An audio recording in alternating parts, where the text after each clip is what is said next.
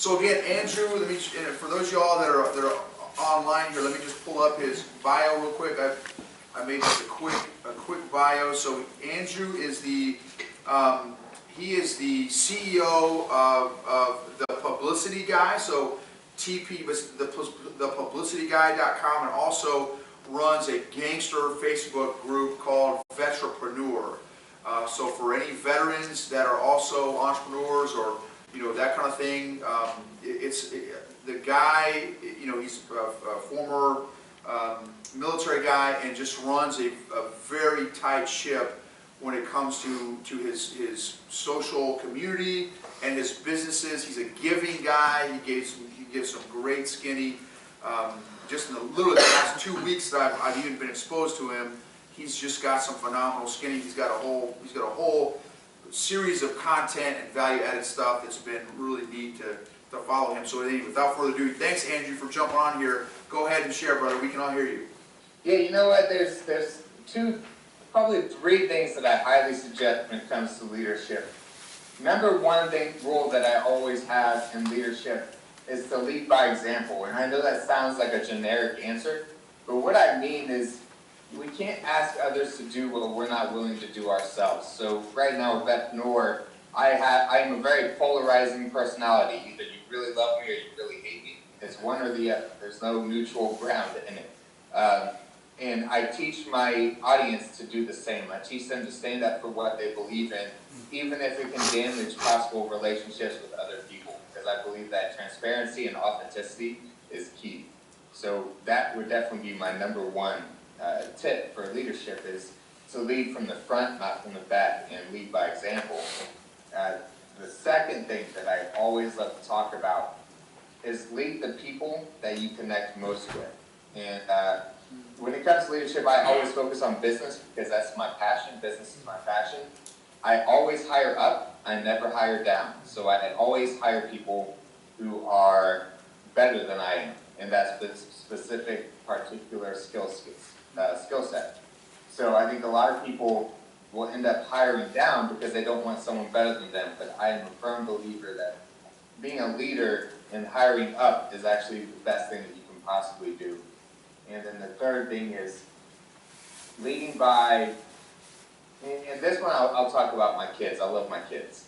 So what I talk about with leading my kids is I'm extremely strict with my kids. And it's not in a bad way. I don't yell at them all day, every day, but I lead them in a strict manner where it's not just I don't care about what they do or how they do it. I make sure that they understand exactly what they need to be doing at all times. They understand manners and respect, and that when we go out in public, I actually get compliments all the time about how well-mannered my kids are when they say yes ma'am, yes sir, all that type of stuff. So leading, sometimes I think we all try to be friends with people instead of being actual leaders, and oftentimes that can damage your relationships more than anything. Awesome. That's great, Andrew.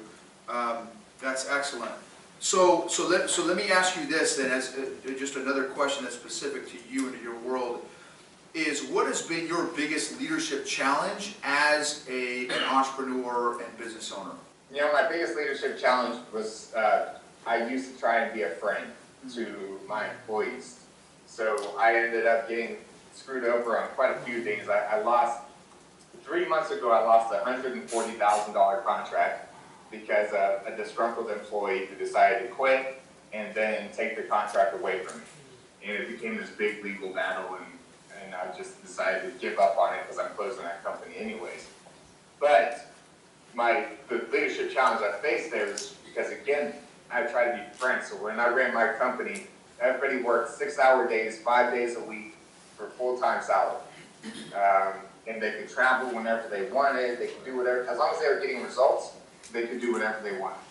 The problem with that is even though they were getting the results, I wasn't being a true leader. I wasn't leading by example. I wasn't giving them structure or discipline. I was just giving them free reins, and that was a challenge that I faced. Got it. Okay, that's great. That's awesome. Totally appreciate that. And for those of you guys, just another quick background on Andrew. He, for anybody that knows anything about ClickFunnels, which is it's a kind of a marketing platform. It's a great tool. I've been using it now for probably 3 or 4 months now. It's awesome. One of the founders of ClickFunnels is a humongous company. Like this company, they do work for, Tony Robbins uses ClickFunnels. Like a lot of people use ClickFunnels. It's a huge company. The co-founder's name is Russell Brunson. Well, Andrew actually does PR for Russell Brunson, the co-founder, founder of ClickFunnels. And also, if you guys have heard of he's a 15-year-old kind of Tony Robbins kid. Caleb Maddox. Caleb Maddox. Andrew also does, PR. That's one of Andrew's clients as well. So Andrew's just a phenomenal hustler, a great guy, great priorities.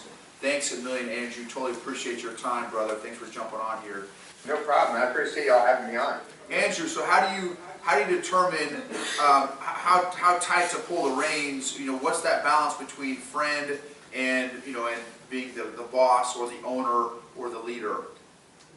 Well, what I had to learn was so I learned in the military that you can be friends off of work hours, right? Like out of work hours, you can be best friends, but during the work hours, your leader is your leader. And I had to learn that skill set in the military, but when I got into the business world, I just expected people to understand that without being trained on it. So a lot of my employees ended up just looking at me as a friend, and they call in sick, and I wouldn't get too upset about it, and then they start showing up late, and it's just like this slow descent into this not good employee. It was because I was just too much of a friend. So I think being too loose on the reins is giving them too much freedom and no structure. And that's what I did. I didn't even, I wouldn't go into the office every day, so I wouldn't check in with them every day. And what I mean by check in is I think being too tight on the reins is micromanaging, checking over their shoulders every 2 seconds to make sure they're doing what they're supposed to be doing. No one respects that or appreciates that. But in the other sense of it is I didn't check in with them at all. And that was my biggest mistake, was just completely expecting them to do what they need to do without me just checking in on them, just saying how they're doing and what's going on. Are you having any issues right now? Who are you talking to? That type of stuff. So I think being too loose is giving them too much freedom on all of that, but being too tight is being a micromanager, and being a micromanager solves nothing. They don't become independent employees, they become dependent on you. Excellent distinction, Andrew.